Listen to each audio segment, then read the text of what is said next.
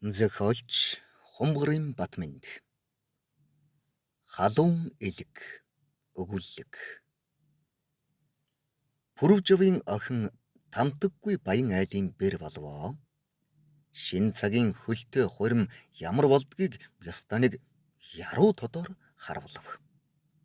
Гойж чимэглсэн уртаа урт гялалзсан харал юмүүзнээс хос хоёр буугаад хурмын ордон руу улаан хэвсэн дээгүүр цэмцэгнэн алхана.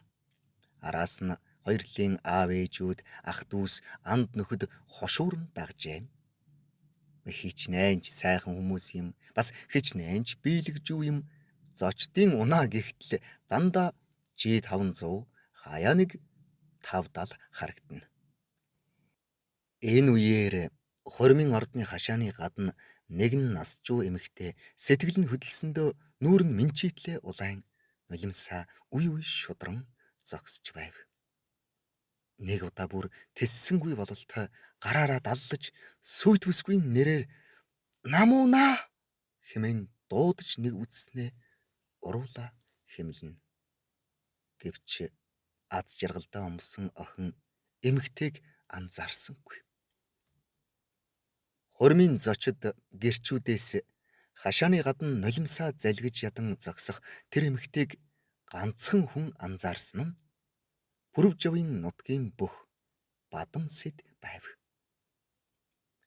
Сайхан ч бие бэлдартай, сайхан ч барилдчихдаг. Хаанаас нь ч харсан хараа бараа дүүрэн тэр залуу хөнгөнсөн аргил хоолойгоор хурим найрын ерөөл хилдэг болоод байгаа юм. Тэрээр Пүрвжавтай хамаатан садан биш, харин нэг нутаг нугын улс билээ.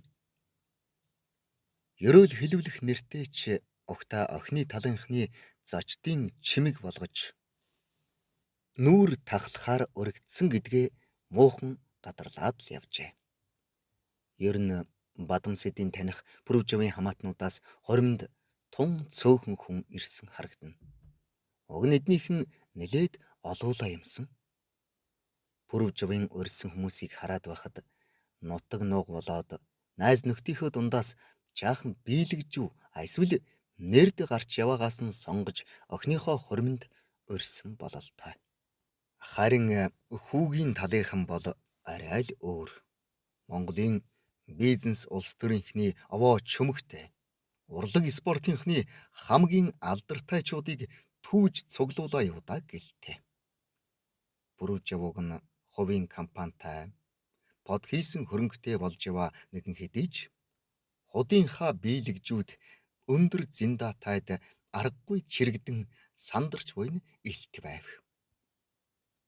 500-аас цөөнгүй зочидтой тансаг зэрэглэлийн рестораны цайлган дээр Пүрвжавын хамаатнуудаас ирсэн цөөхөн хэдэн зээгийнхээ хуримд ирсэн хүндэт зочид биш, харин найранд үйлчилж угаад зөвхөн хоолунд идж уухал гэж ширээний ард сая суусан аж ахуйн ажилчид луга шоптер дуухан байгаад бадам сэд жаахан гайхсхийгэд өнгөрчээ. За тэгээд найрын сониныг хилээд юухв. Ууцал гэхэд дунд хэрийн ширээ шиг 7 томыг чанжээ. Хоёрын хоёр аав таллав. Бас хоёр талын нагц нарт тус бүр нэг ууц ноогдно.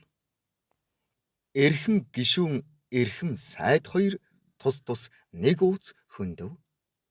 7 дахь ууцыг хэн таллах юм бол доо хэмээн бадам сэдийг гайхан байтал хүүгийн аав чанга яригчаар. Хүүхдүүдийн минь хурим найранд манай нэгэн хүндэт зочин морилон ирснийг дуулгахад таатай байна. Эрхэм хүндэт түнш Сишүү хуа найзыгаа хүндэтхэн залъя гэж зарлав. Урд хөршийн нэгэн иргэн гарч ирээд шулганан чанга хашгичин байж ууцны нэг талаас эвдүүгүй баахан төнхөж хонхиж орхив. Зочдын зарим нь алга ташиж шуугилдана. Удалгүй урлагийн тоглолтын 2 дугаар хэсэг эхэлж дуучид бүжигчид гээд бараг л бүтэн цогц концерт тоглолцов. Бэлэг өгөх болоход яста тэнгэрээс эд баялагын хур буучих уу гэмээр болжээ. Ер хос хоёр бол ажил хийхгүй насыг барахтаж хүрэлцэгдэг юм. Хөлтөө хурмаас хэд хоногийн дараа Бадам Сэд Нарантуул худалдааны төвд нутгийнхаа эгчтэй таарав. Тэр бол өнөөх хурмын ордны гадна догдлон зогссон эмэгтэй билээ. Охины аав Пүрвжавын төрсөн эгч нь юм. Хоёр үг солиогүй шахамл. Миний муу намуунагийн хурим их л сайхан болох шиг боллоо доо. Эгч нь чамайг хуримд явааг харсан гэв. Бадам Сэд гин сэрэггүй. Сайхан. Үнэхээр сайхан хурим болсон доо. Та ингэхэд яагаад оролцоогүй юм? Хашааны гадна зогсоо харагдсан гэвлээ. Нутгийнх нь эгч нэг муухан инээмэр болсноо нүдэнд дальдчаад хоолойн зангирч цахиртаад иржээ. Нуух юу байх вэ дүү минь? Бидэнд хурмын урилга өгөөгүй юм. Бүр дуулгаачгүй. Уг нь урилга тааж урилгагүйч яваад л очих байсан. Гэтэл бид мэтийнх нь тэр хуримд чимэг биш дараал болох бололтой юм билээ. Гэвч эгч нь муу охиноо хуримлж байгааг нь хармаар болоод тэсэлгүй хурмын ордны гадаа дэгдээд очисон шүү. Тэр муу зэрмгэр цагаан охиныг чинь манай хөгшин бид хоёр өсгсөн юм шүү дээ. Аав ээж хоёр нь 8-нд яваад алга болчихно. Бүр миний энэ муу шалчхар хөхийг үлгэж өсснийг яана. Тэгэхэр чинь яг л өрцнөөс минь унсан юм шиг болчихдөг юм билээ. Манай хэдтэй тоглож, аягтай хоолоо булаалдаж идээд манай чинь 10 хүрсэн юм. Гэтэл одоо сүүлийн жилүүдэд тэр муу зэрмгэр цагаан охины минь манайхаар оруулахаач байчихлаа. Цагаан сараар дагуулж ирдэг байснаач болчихлоо.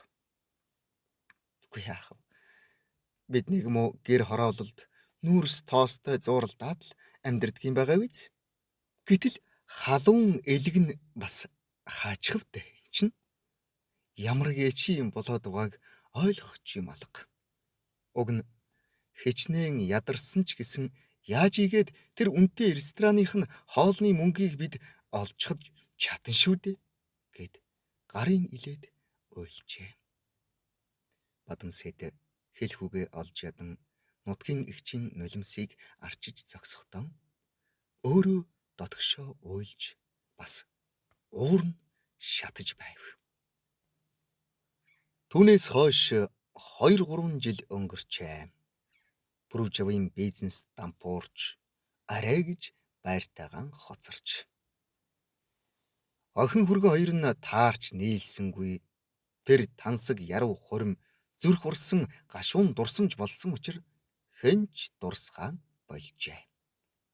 Гэтэл Пүрвжавын бие тавгүрхэд эмнэлэгт үзүүлэхнийн хүндэрсэн хорт хавдар илэрч зовлон дээр зовлон нэрмэв.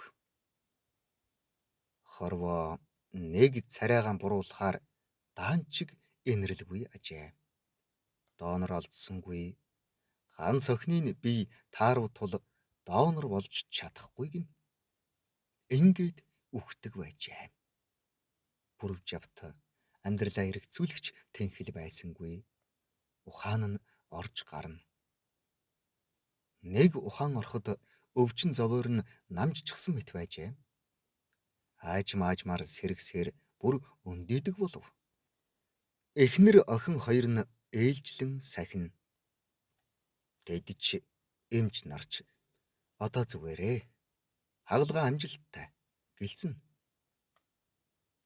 Доонор олдож тэ гэж Пүрвжав боджээ. Удаанч гэлээ бин сайжирсаар. Нэг өдөр эхнэрээсээ учрыг асуувал эгч доонор болсон шүү дээ. Чи нэрээ мэдээгүй л дээ гэжээ.